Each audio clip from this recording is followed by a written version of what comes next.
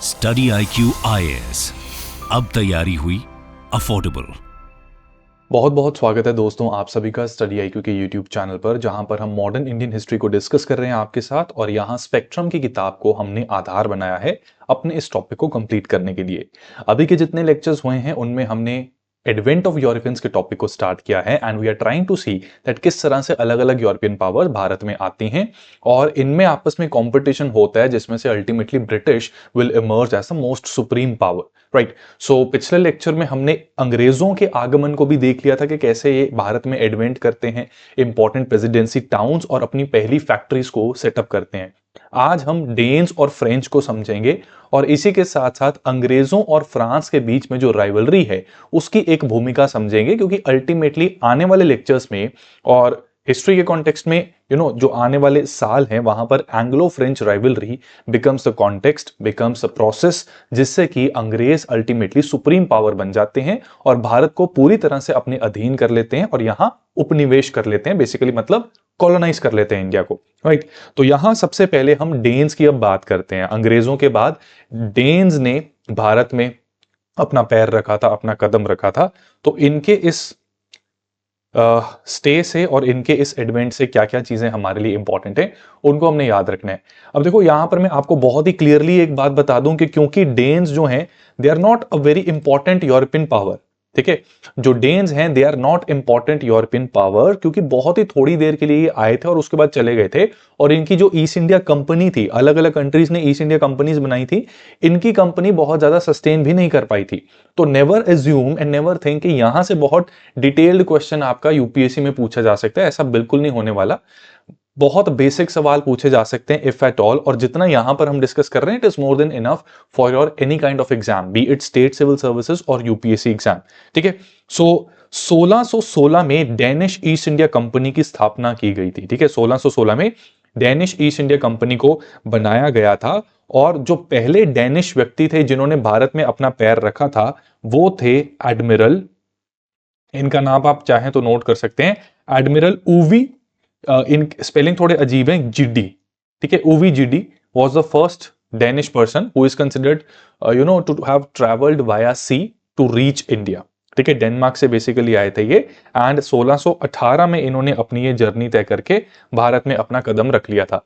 इनके यहां आने के बाद डेनिश ईस्ट इंडिया कंपनी ने भी अपनी कुछ फैक्ट्रीज और अपनी एस्टैब्लिशमेंट्स बनानी स्टार्ट कर दी, जिनमें से सबसे इंपॉर्टेंट फैक्ट्री इनकी 1620 में बनी थी नियर ट्रैंक्यूबार। ठीक है, एक ट्रेडिंग आउटपोस्ट इन्होंने बनाई थी तंजौर कोस्ट के ऊपर। आप मेरे पीछे ये जो मैप देख रहे हैं, ठीक है, यहां पर तमिलनाडु का मैप है, दिस इज वेयर ट्रैंक्यूबार इज। ठीक है, चेन्नई के साउथ में आप जाएंगे ऑन तंजौर कोस्ट, यहां पर आपको ट्रैंक्यूबार मिल जाएगा। 1620 में डेनिश लोगों का ये एक इंपॉर्टेंट ट्रेडिंग आउटपोस्ट बन गया था। राइट, यहां से वेस्ट का व्यापार करना भी काफी आसान था और यहां से ईस्टर्न साइड इंडोनेशिया जाना भी आसान था, तो इसे इन्होंने ट्रेडिंग पोस्ट की तरह चूज किया। कुछ साल बाद 1755 में फ्रेडरिक नगर इन सिरामपुर इन बंगाल, ठीक है, फ्रेडरिक नगर एक जगह है सिरामपुर बंगाल में, यहां डेनिश ने अपनी एक कॉलोनी को एस्टैब्लिश कर दिया था। ठीक है, इधर डेनिश कॉलोनी यहां सेटअप हो गई थी। राइट, 1755 में ये पर्टिकुलर डेवलपमेंट हुई। इसके बाद अगर हम डेनिश ईस्ट इंडिया कंपनी की बात करें तो हालांकि ये कोशिश कर रही थी, 1616 में आई और 1755 तक अपने ऑपरेशंस कैरी ऑन करने की कोशिश कर रही है, तो जाहिर सी बात है कि ये हाथ पैर तो मार रहे हैं, लेकिन एक कमर्शियल वेंचर की तरह ये बहुत ज्यादा सक्सेसफुल नहीं हो पाए। कॉन्सिक्वेंटली क्या हुआ कि 1777 में, ठीक है, 1 और 7 7 7, ये 1777 का जो साल है, यहां पर डेनिश ईस्ट इंडिया कंपनी का दिवाला निकल जाता है, ये बैंकरप्ट हो जाती है। As a result of which जो सिरामपुर, ठीक है, और वहां पर मौजूद जो फ्रेडरिक नगर की इनकी कॉलोनी थी, इसे डेनिश क्राउन को ट्रांसफर कर दिया जाता है। ठीक है, सिरामपुर में जो इन्होंने अपने आप को कॉलोनाइज कर रखा था, वहां की जितना भी लैंड है और वहां जितनी इनकी एस्टैब्लिशमेंट्स थी, they were transfer to Danish crown. Otherwise क्या होता है कि जो कंपनी बनी है ईस्ट इंडिया कंपनी, वही इन एस्टैब्लिशमेंट्स का ध्यान रखती है, मैनेज करती है, खर्चे उठाती है। Right, but it was because the company was unable to sustain the expenditures, so the property was transfer to Danish crown. Right, so Danish crown kept it with itself for some time, but it realized कि इसको भी सात समंदर पार तो नहीं है, Indian ocean को cross करके एक दूसरे कॉन्टिनेंट के ऊपर इस फॉरेन लैंड को मैनेज करना मुश्किल हो रहा है। So finally this is decided कि 1845 में श्रीरामपुर को ब्रिटेन को दे देते हैं, ठीक है। सो ब्रिटेन गॉट श्रीरामपुर, और यहां से डेनिश प्रेजेंस इन इंडिया जो है उसका एक तरीके से चैप्टर क्लोज हो जाता है। बहुत ही थोड़ी देर के लिए आए थे, कुछ खास कर नहीं पाए। इनकी दो इंपॉर्टेंट कॉलोनीज आप कह लीजिए बनी थी। पहली इन्होंने एक ट्रेडिंग आउटपोस्ट बनाई थी ट्रैंक्यूबार में नियर तंजौर कोस्ट, और दूसरा फ्रेडरिक नगर श्रीरामपुर, यहां पर इन्होंने अपनी एक कॉलोनी बनाई थी, बट बहुत ज्यादा सस्टेन नहीं कर पाए। 1616 में इनकी ईस्ट इंडिया कंपनी बनी थी। 1618 में first Danish person set foot on Indian soil via sea. 1620 में ट्रैंक्यूबार की आउटपोस्ट बनी। 1755 में श्रीरामपुर में फेडरिक नगर बना। 1777 में दिवाला निकल गया, और 1845 में जो भी भारत में मौजूद ये प्रॉपर्टीज थी और इनकी जो कॉलोनीज थी, इनको ब्रिटेन को सीड कर दिया गया। तो यहां से डेनिश लोगों का चैप्टर खत्म। अब हम बहुत इंपॉर्टेंट टॉपिक के ऊपर जा रहे हैं, ये है advent of French in India. Advent of French in India is a very important topic for you guys, because जो ब्रिटिश की सुपरमेसी का राइज होता है, it has been established in the backdrop of Anglo French rivalry. France और Britain Europe में arch enemies हुआ करते थे, और दोनों ही अब भारत में अपनी प्रेजेंस बनाएंगे। इन दोनों में पावर स्ट्रगल होगा, जिसमें अल्टीमेटली ब्रिटिश जीतेगा। लेकिन फ्रांस कैसे आया, किस तरह से इसने अपने आप को एक स्ट्रॉन्ग होल्ड प्रोवाइड करवाया भारत में, पहले उसकी दास्तान समझते हैं, उसके बाद बाकी के पॉइंट्स हमें समझ लगेंगे, ठीक है। सो जो सबसे पहला फ्रेंच व्यक्ति था जिसने भारत के ऊपर पैर रखा, ये थे फ्रैंकोआ बर्नियर, ठीक है। फ्रैंकोआ बर्नियर 1658 में भारत में आए थे।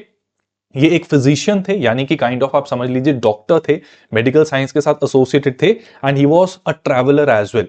1658 में he was the first French man to reach India via sea, right. और यहां आकर इन्होंने भारत को देखा, ऑब्जर्व किया, अपने कुछ अकाउंट्स फ्रांस में भी जाकर बताए, जहां उन्हें पता लगा कि ब्रिटिश काफी अच्छा धंधा यहां पर करना शुरू हो गया है। सूरत नाम की एक जगह है, मसूलीपट्टनम नाम की एक जगह है, यहां से काफी मुनाफा हम कर सकते हैं। और ये जानने के बाद फ्रांस की सरकार, not the private company, not the private people, but the government of France decided कि अगर हमें अंग्रेजों को चैलेंज करके रखना है, तो उनकी हेजेमनी को ना केवल यूरोप में बल्कि भारत में भी चैलेंज करना पड़ेगा। कॉन्सिक्वेंटली फ्रांस के जो फाइनेंस मिनिस्टर थे, जिन्हें कंट्रोलर जनरल ऑफ फाइनेंस भी कहा जाता था उस समय के हिसाब से, ठीक है, इनका नाम था जीन बैप्टिस्ट कोलबर्ट, ठीक है। आप देख सकते हैं यहां पर Jean Baptiste Colbert, he was kind of finance minister of France. इन्होंने 1664 में एक कंपनी एस्टैब्लिश की। So unlike English East India company, that was a private company who received charter from the queen, यहां पर सरकार ही ये कंपनी बना रही है, तो ये सरकारी कंपनी है। कंपनी का नाम था कंपनी दे ओरिएंटले, ठीक है, कंपनी दे इंडिए ओरिएंटले। ये फ्रांस में, इसकी अगर ट्रांसलेशन हम इंग्लिश में करेंगे तो ये बन जाती है French east India company. French east India company को एक लाइसेंस मिल गया, एक चार्टर मिल गया, जैसे बाकी कंपनीज को भी मिलता था, फ्रॉम देयर रिस्पेक्टिव मोनार्क्स, जहां पर उनको मोनोपोली दी जाती थी ईस्टर्न वर्ल्ड के साथ ट्रेड करने की, ठीक है। उस ट्रेड करने के बदले में, और जो भी काफी पैसा ये कमाते थे, उसके बदले में कुछ डिविडेंड सरकार को या क्राउन को देना पड़ता था।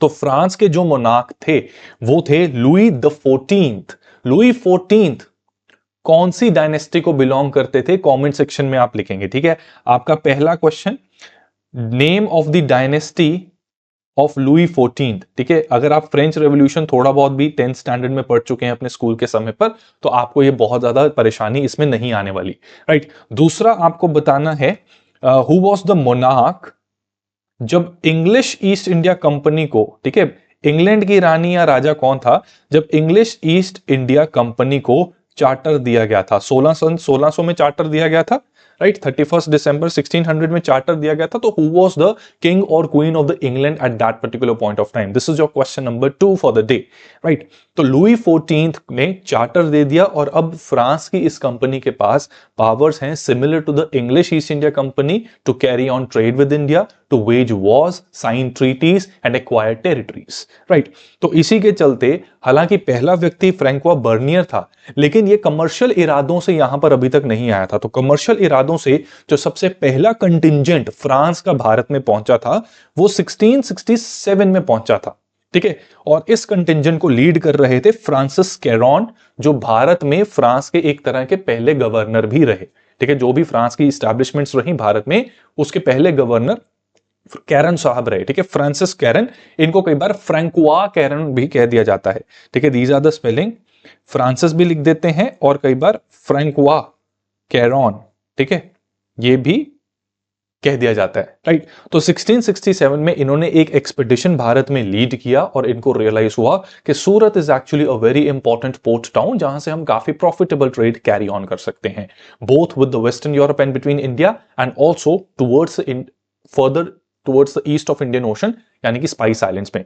तो कॉन्सिक्वेंटली इन्हें यह भी पता था कि अंग्रेजों ने काफी कोशिश की, तब जाके उन्हें सूरत में परमिशन मिली थी फैक्ट्री या ट्रेडिंग आउटपोस्ट सेटअप करने के लिए। तो इन्होंने काफी जोर लगाया एंड 1668 में, राइट, मुगल एम्परर को किसी तरह कन्विंस करके, उन्हें इंप्रेस करके परमिशन ले ली to set up a factory at Surat, ठीक है, and he was made the director general of this particular factory, ठीक है। तो फ्रांकुआ कैरन या फ्रांसिस कैरन ये डायरेक्टर जनरल बना दिए गए सूरत की फैक्ट्री में, जो फ्रांस ने 1668 में बना ली, ठीक है। तो पहला फ्रेंच व्यक्ति जो है 1658 में आया, फ्रेंच ईस्ट इंडिया कंपनी को 1664 में बनाया गया और पहली कंटिंजेंट जो फ्रांस की भारत में थी वो 1667 में आई और उसके अगले साल उन्होंने सूरत में एक फैक्ट्री सेटअप कर दी जिसमें कि प्रॉफिटेबल ट्रेड उन्होंने कैरी ऑन करना शुरू कर दिया।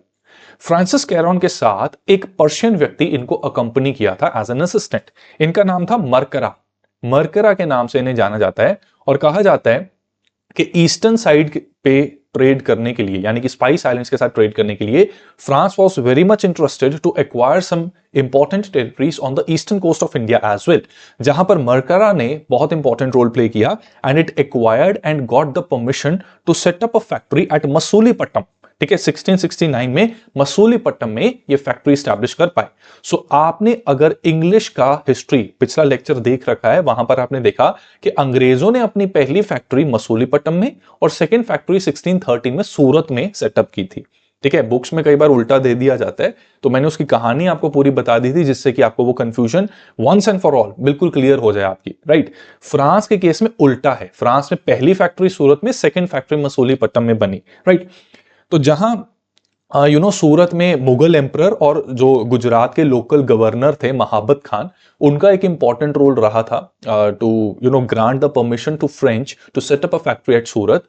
यहां मसूलीपट्टनम के केस में जो इनको परमिशन इन्होंने एक्वायर की, it was from the sultan of Golconda, ठीक है। दक्षिणी सल्तनत एग्जिस्ट करती थी, बीजापुर, गोलकोंडा एटसेट्रा।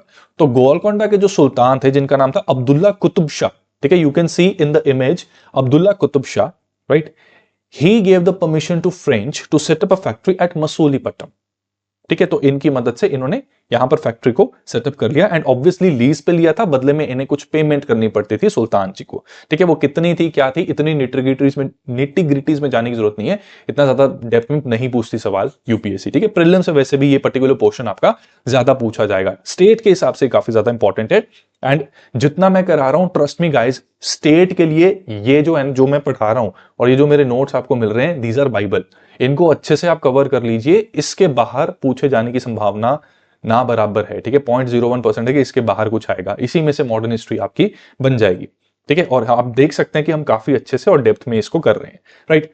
अब फ्रांस में 2 फैक्ट्रीज इन्होंने सेटअप कर दी, अब इन्हें स्ट्रॉन्ग होल्ड अपना सेटअप करना है ताकि ब्रिटिश को चैलेंज कर सके। तो 1673 में कुछ इंपॉर्टेंट डेवलपमेंट्स होती हैं। 1673 में क्या होता है कि कलकत्ता के पास, ठीक है, इन्होंने देखा कि ब्रिटिश जो है उन्होंने एक प्रेसिडेंसी टाउन वहां पर सेटअप कर दिया है कलकत्ता, ठीक है। तो कलकत्ता के पास इन्होंने कहा कि अंग्रेजों के थोड़ा विसिनिटी में रहो सो दैट हमें पता लगता रहे कि what are they up to, वो लोग क्या कर रहे हैं, ठीक है। और उनको चैलेंज करने के लिए how we have to enhance our strength and enhance our selves, right. So consequently Chandernagore नाम की एक जगह है, आप मेरे पीछे ये एक हमारी ईस्टर्न कोस्टलाइन को देख सकते हैं, ठीक है। हैंडमेड मैप है, tried my best to draw a good map. तो यहां पे बांग्लादेश और इंडिया की जो ईस्टर्न कोस्ट है ये आपको नजर आ रही है, ठीक है। तो नॉर्थ टू साउथ जो हमारे सिटीज हैं, they are situated at a very close proximity. तो सबसे नॉर्थ में यहां पर बांग्लादेश के थोड़ा सा पास चंद्रनगर आ जाता है, उसके साउथ में श्रीरामपुर एंड नेक्स्ट कलकत्ता। श्रीरामपुर मैंने यहां इसलिए दिखाया है ताकि डेन्स की जो कॉलोनी थी उसको लेकर भी आपको उसकी लोकेशन जो है वो थोड़ी क्लियर हो जाए, ठीक है। तो चंद्रनगर में कलकत्ता के पास इन्होंने एक टाउनशिप एस्टैब्लिश करने की परमिशन ले ली। ये टाउनशिप इनको किसने दी, मुगल बादशाह के मामा ठीक है, औरंगजेब के मामा। 1673 में Aurangzeb was the Mughal emperor. तो इनके ना मिटरनल अंकल एक हुआ करते थे जिनका नाम शाइस्ता खान है। यस, ये वही शाइस्ता खान है जिनकी शिवाजी और इनकी कहानी काफी ज्यादा प्रचलित है और काफी पॉपुलर है।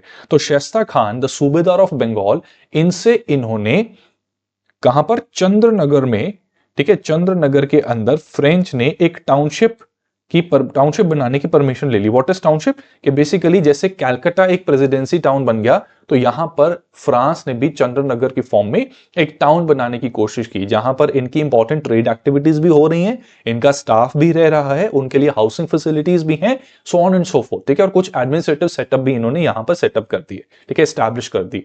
राइट, तो शाइस्ता खान वाज द मुगल सूबेदार ऑफ बंगाल 1673 में, जिसने परमिशन दी फ्रांस को इसे सेटअप करने के लिए। ठीक है, इसके बाद आगे जाकर सिमिलरली एक और डेवलपमेंट होती है। ठीक है, पौंडीचेरी हम जानते हैं कि एक तरीके से फ्रांस की कैपिटल बनेगा in colonial India. Colonial India में Pondicherry acts as capital of France, administrative seat of French power in India. Right, so Pondicherry इनके हाथ कैसे लगा? तो चंद्रनगर की कहानी हमें पता लग दी। सिमिलरली पौंडीचेरी की भी कुछ ऐसी ही कहानी है। साउथ में वलिकोंडापुरम नाम की एक जगह है। वलिकोंडापुरम वाज अंडर द सल्तनत ऑफ बीजापुर। ठीक है, याद रखिएगा, इसमें कंफ्यूज नहीं होना आपने। जो इन्होंने मसूलीपट्टनम में फैक्ट्री बनाई वो गोलकोंडा की सल्तनत के अंडर थी और वहां अब्दुल्ला कुतुब शाह ने परमिशन दी थी। ठीक है, अगर हम 1673 में पौंडीचेरी की बात करेंगे तो ये लोकेटेड था वलिकोंडापुरम के पास, विच वाज अंडर द सल्तनत of Bijapur, and the sultan of Bijapur was Sikandar Adil Shah. ठीक है, तो इनके लोकल गवर्नर थे एक, राइट, डेलीगेट कर रखी थी इन्होंने वलिकोंडापुरम की powers into the hands of a local governor who was called as Sher Khan Lodi. Sher Khan Lodi ने एक साइट फ्रांस को गिफ्ट की, गिफ्ट नहीं, बेसिकली लीज पर दी।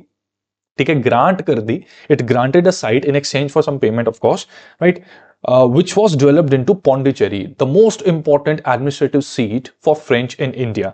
ठीक है, और यहां पर गिफ्ट किसको की थी? फ्रैंकुआ मार्टिन को। Please remember this very carefully. देखो, जो सबसे पहली कंटिजेंट भारत में आई थी फ्रांस की, वो थी कैरन की। कैरन ही थे जिन्होंने सूरत में फैक्ट्री स्टैब्लिश करने में एक इंपॉर्टेंट रोल निभाया in 1668। But after Caron he will be succeeded by Martin, और दोनों का जो फर्स्ट नेम है इट इज सेम। ठीक है, मार्टिन सक्सीड इनको करेंगे। ठीक है, he will be succeeded by Martin. और इस केस में हो ये रहा है कि दोनों के फर्स्ट नेम फ्रैंकोआ या फ्रांसिस ही हैं। ठीक है, तो इसमें कोई कंफ्यूजन आपको नहीं होनी चाहिए। और जो फ्रैंकोआ मार्टिन है, ठीक है, जब इन्होंने ये पौंडीचेरी का लैंड वलिकोंडापुरम के पास लिया, उस समय पर Martin was in charge of, ठीक है, he was in charge of Masulipatam factory. ठीक है, मसूलीपट्टम फैक्ट्री के ये गवर्नर एक तरीके से हुआ करते थे। ठीक है, उसका इंचार्ज इनके पास था। और उसके बाद कैरन को इन्होंने सक्सीड भी किया, राइट। तो फ्रेंच गवर्नर एक तरीके से मार्टिन बन गए थे। तो पौंडीचेरी को धीरे धीरे एक एडमिनिस्ट्रेटिव सीट में कन्वर्ट करने में फ्रैंकोआ मार्टिन का एक बहुत इंपॉर्टेंट हाथ है। ठीक है जी, इसी के साथ साथ धीरे धीरे अब फ्रांस की भारत के अलग अलग कोनों में और भी फैक्ट्रीज आनी स्टार्ट हो जाएंगी। Again try to draw a map with hand. उम्मीद करता हूं कि यहां पर लोकेशन जो है काफी क्लोज प्रोक्सीमेशन है ऑफ दीज प्लेसेस। तो साउथ में माहे एक इंपॉर्टेंट फ्रेंच बेस बना था on the western coast. Eastern coast में कराईकल, ठीक है, तमिलनाडु में। ठीक है, माहे इज नियर केरला कर्नाटका के पास से पड़ जाता है। ठीक है, बालासोर उड़ीसा के पास, ये एक फ्रांस का इंपॉर्टेंट बेस बन गया था। एंड बंगाल में Kasim Bazar turned out to be an important establishment of France, right. तो लेट एंट्रेंट्स तो डेफिनेटली फ्रांस थे, लेकिन धीरे धीरे इन्होंने अपना स्ट्रॉन्ग होल्ड भारत में बनाना शुरू कर दिया। और आप देख सकते हैं कि जहां जहां पर भी इंग्लिश की प्रेजेंस है उसके काफी क्लोज प्रॉक्सिमिटी में इन्होंने अपनी प्रेजेंस बनानी स्टार्ट कर दी। माहे जो है वो मुंबई के थोड़ा पास पड़ जाता था। कराईकल जो है वो मद्रास के पास पड़ जाता था। बालासोर के पास अंग्रेज भी मौजूद थे यहाँ पर। ठीक है, एंड कासिम बाजार ये कलकत्ता के पास पड़ जाता था। और यहाँ चंद्रनगर तो इनके पास है ही। ठीक है, तो जैसे जैसे फ्रांस अपनी पावर को इंक्रीज कर रहा है, अपना फुटहोल्ड और फुटप्रिंट भारत में बढ़ा रहा है, ब्रिटिश धीरे धीरे इनसिक्योर भी होना स्टार्ट हो रहे हैं। ठीक है, अब फ्रांस अल्टीमेटली एक ऐसी पावर बनेगा। देखो, फ्रांस से पहले ऑलमोस्ट सभी पावर्स फ्रांस से पहले आई, लेकिन कोई भी पावर में इतना दम नहीं था कि वो अंग्रेजों को टक्कर का मुकाबला दे सके। लेकिन फ्रांस में ये दम था। लेकिन फ्रांस में भी ये जो पोजीशन इसकी एस्टैब्लिश हुई जिसमें अंग्रेजों को ये चैलेंज कर सके, वो ऐसा नहीं था कि ओवरनाइट एक प्रोसेस हो गया। ठीक है, ऐसा नहीं था कि फ्रांस एकदम से पावरफुल हो गया and it started challenging the British supremacy. France को अपने इनिशियल ईयर्स में इन 17th सेंचुरी काफी सारे चैलेंजेस को फेस करना पड़ा। डच और फ्रांस की आपस में बनती नहीं थी। ठीक है, इनकी यूरोप में भी लड़ाई चलती थी एंड भारत में भी इनकी लड़ाई के एक गूंज उठती थी। राइट, एक 8 ईयर वॉर हुई थी डच और फ्रांस की इन यूरोप, उसका कुछ असर भारत में भी देखने को मिला, जहां पर कुछ थिएटर ऑफ वॉर इंडिया के, साउथ इंडिया के कुछ हिस्सों में हम देख सकते हैं। और इसका नतीजा ये निकला कि फ्रांस, जिसने पौंडीचेरी को एक एडमिनिस्ट्रेटिव कैपिटल अपना बना दिया था 1693 में, ठीक है, in the year 1693 it lost Pondicherry to Dutch. Dutch ने पौंडीचेरी को हथिया लिया था और फ्रांस की जो एक स्ट्रॉन्ग प्रेजेंस थी, स्ट्रॉन्ग पोजीशन थी, वो बहुत बुरी तरह चैलेंज हो गई। वो अलग बात है कि जो यूरोप में वॉर चल रही थी, it came to an end through a treaty called treaty of Ryswick. And इस ट्रीटी ऑफ रिजविक के चलते ही पौंडीचेरी फ्रांस को भारत में वापस रिस्टोर कर दिया गया था। और फ्रांस ने भी जो डच की कुछ टेरिटरीज एक्वायर की थी in Europe and in some other parts of the world, तो उन्हें रिटर्न कर दिया गया था। Kind of mutual restoration of territory हुआ था, रेस्टिट्यूशन ऑफ टेरिटरी। ठीक है, तो ये ट्रीटी 1697 में हुई थी। बट ये बता दूं कि 1697 की ट्रीटी ऑफ रिजविक के 2 साल बाद तक डच ने पौंडीचेरी को एक्वायर करके रखा था, उसके बाद छोड़ दिया था। एंड अगेन फ्रैंकोआ मार्टिन ने पौंडीचेरी को वापस रिवैम्प करने की कोशिश की। 18th सेंचुरी की स्टार्टिंग में भी फ्रांस के लिए टाइम सही नहीं था। यूरोप में कलेश डल गया था, वॉर ऑफ सक्सेशन हो गई थी ये, और उसी की गूंज भारत में भी हमें देखने को मिलती है। और वॉर ऑफ सक्सेशन यूरोप में जब जब होती हैं, भारत में इस टाइम पीरियड के दौरान हमें यह असर उनका देखने को मिलता है। तो 1701 से 1714 में स्पेनिश वॉर ऑफ सक्सेशन हुई थी, जिसमें फ्रांस और इंग्लैंड इन दोनों ने ऑपोजिट कैंप्स ज्वाइन कर लिए थे। Right, and consequent to that France ने भारत में सूरत और मसूलीपट्टनम ये गवा दिया था। और इंडोनेशिया में बंटम नाम की इनका एक कॉलोनी थी, they lost that as well. But at the end of this Spanish war of succession क्या हुआ, फ्रांस ने इन दोनों अपनी पोजीशंस को रिटेन कर लिया, थोड़ा स्ट्रांग हुआ, ready to challenge the British again in next war. ठीक है, अब स्पेनिश वॉर ऑफ सक्सेशन के बारे में अगर आप क्यूरियस हैं तो मैं थोड़ा सा इसका बता देता हूं, बट याद रखिएगा कि ये वर्ल्ड हिस्ट्री का पार्ट है पहली बात। और जो वर्ल्ड हिस्ट्री ये है, ये एक्चुअली हम लोगों के काम की नहीं है। वर्ल्ड हिस्ट्री में यूपीएससी ने बड़ा क्लियर कट हमें सिलेबस बता रखा है, that what we have to study and what we have to read. उसमें clear cut modern world history के बारे में बता रखा है और उसमें भी इंपॉर्टेंट इवेंट्स वहां लिखे हुए हैं। French revolution, industrial revolution, the world between the 2 world wars etcetera etcetera, process of colonisation, decolonisation etcetera. तो उस पॉइंट ऑफ व्यू से हमें पढ़ना है। ये जो यूरोपियन हिस्ट्री है, ये तो अंग्रेजों के बच्चे पढ़ते हैं स्कूल में, बट फिर भी स्पेनिश वॉर ऑफ सक्सेशन की बात हुई है। इंटरेस्टिंग कहानी है, इसलिए थोड़ा सा बता देता हूं मैं, मुझे भी इस कहानी में काफी इंटरेस्ट है, तो थोड़ा सा आपको इसका एक बैकग्राउंड दे देता हूं। देखो, स्पेन में एक राजा थे, राजा का नाम था Charles the second. Charles the second की प्रॉब्लम ये थी कि क्योंकि इनके जो पेरेंट्स थे, ठीक है, तो his father married his own niece, अपनी ही भतीजी के साथ उन्होंने शादी कर ली थी। राइट, तो आप जानते हैं जब ऐसे क्रॉस मैरिज ऐसे हो जाती है, तो उसमें रिसेसिव जीन्स जो हैं वो प्रिडोमिनेंट हो जाते हैं। ठीक है, तो इसकी वजह से क्या हुआ कि जो चार्ल्स द सेकंड है ऑफ स्पेन, बचपन से ही काफी सारी कोमोबिडिटीज के साथ पैदा हुए थे। ठीक है, एक हैब्सबर्ग जॉ नाम से भी एक काफी फेमस एक मेडिकल कंडीशन है, क्योंकि हैब्सबर्ग डायनेस्टी जो खासकर स्पेन की थी, इनमें इंटर मैरिजेस थोड़ी हुई थी, क्लोज फैमिली लिंक्स में मैरिज हुई थी, जिसकी वजह से रिसेसिव जीन्स ने इनके जॉस को डिफॉर्म सा कर दिया था, जेनेटिक डिफॉर्मिटी काफी आ गई थी। ठीक है, चिन काफी ज्यादा बाहर की तरफ ऐसे होती थी। आप चार्ल्स द सेकंड की इमेज भी अगर सर्च करेंगे, वहां पर भी आपको समझ में आ जाएगा कि क्या ये प्रॉब्लम है। राइट, तो Charles the second of Spain belongs to Habsburg dynasty, काफी सारी कोमोबिडिटीज थी and he could not reproduce. ये इनके साथ एक दिक्कत थी, मेडिकल कंडीशन थी इनकी।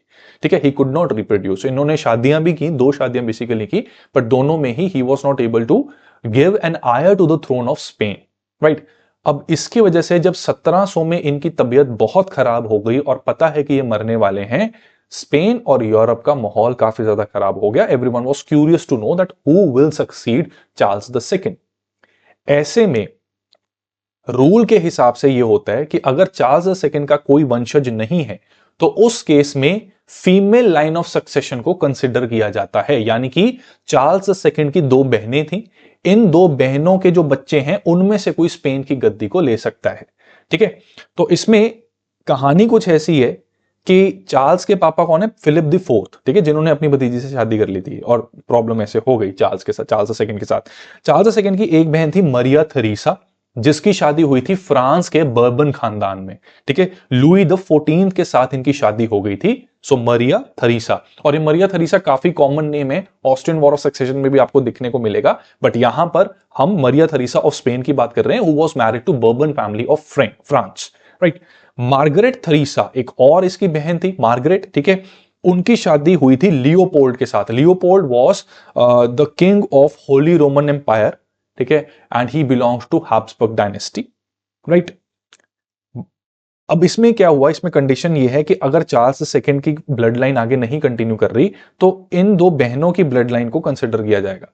ठीक है, अब इसमें क्या था कि स्पेन की ना यूरोप के काफी सारे कंट्रीज के साथ झगड़ा चलता था, और स्पेन जो था काफी एग्रेसिव कंट्री था।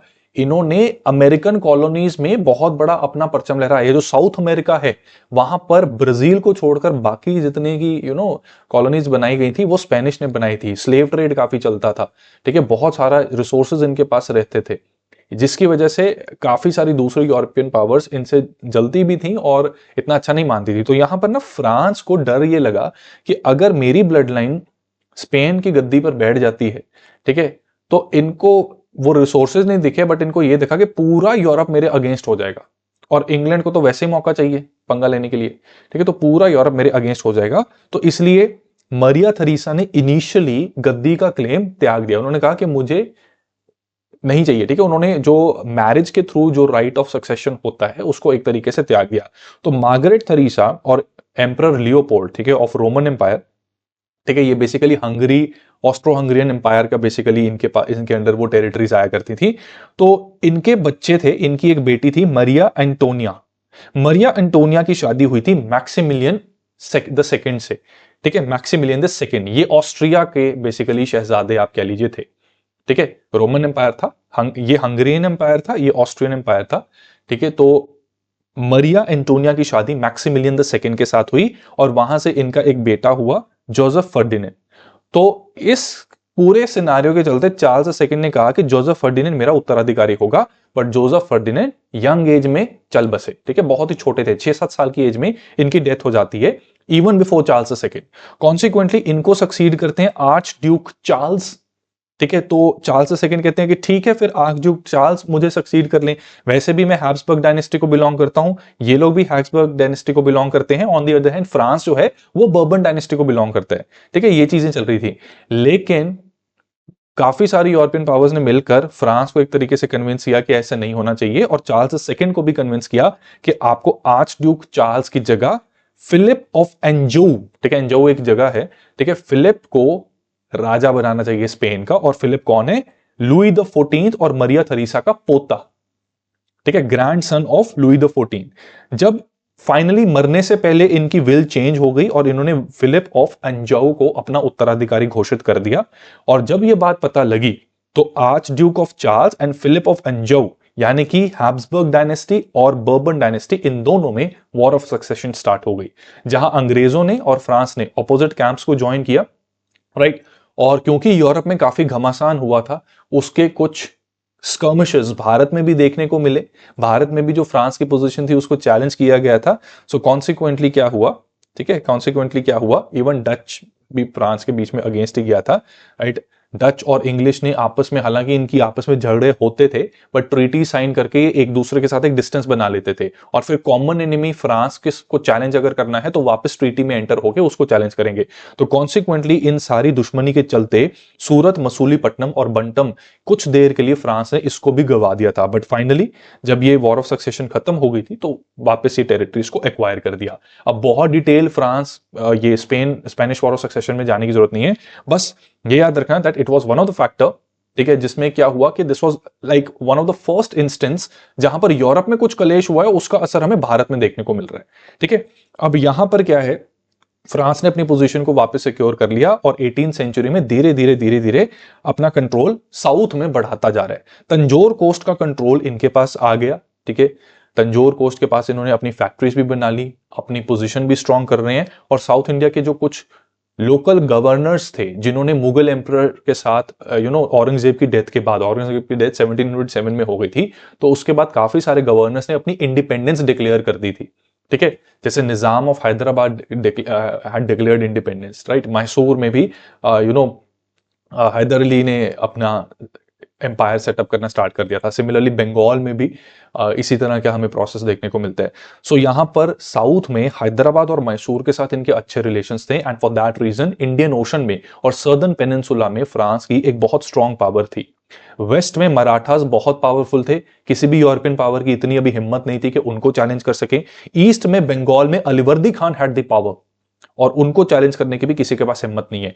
नॉर्थ में अभी कोई खास इंटरेस्ट है नहीं, क्योंकि ट्रेड के पॉइंट ऑफ व्यू से साउथ इज वेरी इंपॉर्टेंट, और साउथ में क्योंकि फ्रांस की बहुत स्ट्रांग पोजीशन हो रही है, so that is a reason कि south becomes the theatre of war, the theatre for the conflict, the theatre for the rivalry between English and French, जिसमें कि अंग्रेज अब इमर्ज होकर निकलेंगे एज अ सुप्रीम पावर। तो इस पॉइंट के बाद 18th सेंचुरी में, ठीक है, यहां अब आपके सिलेबस में जो लाइन लिखी हुई है, middle of 18th century, middle of 18th century में, ठीक है, 1757 में एक कॉन्स्पिरेसी होगी नोन एज पलासी, ठीक है। तो वहां से अंग्रेजों की सुपरमेसी का राइज हो जाएगा, पर उससे भी पहले 1757 में यहां पहुंचने से पहले there will be Carnatic wars, ठीक है। कर्नाटिक वॉर्स ये होंगी, यहां से एंग्लो फ्रेंच राइवलरी एक तरीके से शुरू हो जाती है फुल फ्लेज स्केल के ऊपर। तो ये क्या थी कर्नाटिक वॉर, इनका इमीडिएट कॉज क्या था, what were the important battles and important events under these Carnatic Wars, and how different Indian powers were related in these Carnatic Wars, इसको हम आने वाले लेक्चर में आपके साथ डिस्कस करेंगे। So in the upcoming lecture we will start with first Carnatic war. आज के लिए इतना ही दोस्तों। जो क्वेश्चंस हैं वो आपसे मैं अपकमिंग लेक्चर में पूछूंगा, both previous year as well as some questions framed by me. तो बने रहिए सीरीज के साथ, वीडियो को लाइक करना मत भूलना, चैनल को सब्सक्राइब करना मत भूलना। जल्दी मिलते हैं, take care, stay blessed, thank you so much. Study IQ IAS, अब तैयारी हुई अफोर्डेबल।